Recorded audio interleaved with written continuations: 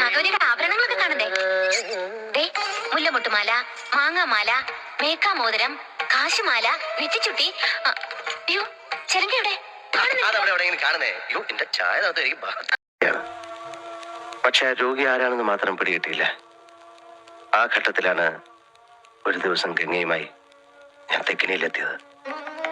അവിടെ വെച്ച് ഗംഗയിൽ നിന്നും ഒരു പ്രത്യേക തരം സൈക്കിക് വൈബ്രേഷന്റെ അനുഭവം എനിക്ക് കിട്ടാൻ തുടങ്ങി. വേദനയോടെ ഞാൻ മനസ്സിലാക്കി, ഞാൻ അന്വേഷിച്ച് നടക്കുന്ന മാടമ്പിള്ളിയിലെ യഥാർത്ഥ മനോരോഗി എന്റെ അടുത്ത് നിൽക്കുന്ന ഗംഗയാണെന്ന്. ഗംഗയിൽ എന്തുകൊണ്ട്, എവിടെ വെച്ച്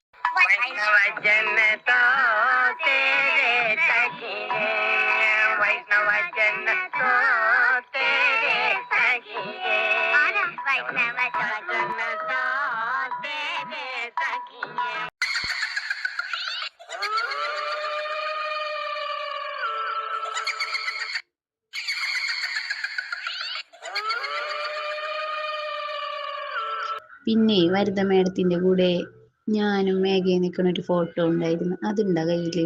അതും ഉണ്ടെങ്കിൽ ഒന്ന് സെൻഡ് ചെയ്യണേ.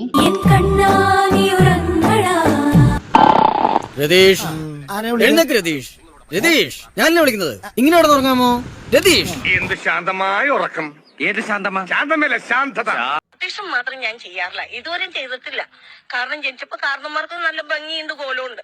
അപ്പൊ ഇത്രയും കാലം എന്ന് പറഞ്ഞാൽ എന്റെ കാര്യങ്ങൾ എനിക്ക് നോക്കാൻ പറ്റിയില്ല, സമയമില്ലായിരുന്നു. ഇപ്പൊ എനിക്ക് കുളിക്കാനും നനയ്ക്കാനും പറ്റിയതുകൊണ്ട് എന്റെ കാരണന്മാര് കാണാൻ കൊള്ളാമോ. ജോസിനെ വിളിച്ചു വരുത്തി ഒരു നേരത്തെ ആഹാരം കൊടുക്കണമെന്ന് ഒരുപാട് നാളുണ്ട് ആഗ്രഹിക്കുന്നത്. പക്ഷെ ഇന്നാണ് നടന്നത്.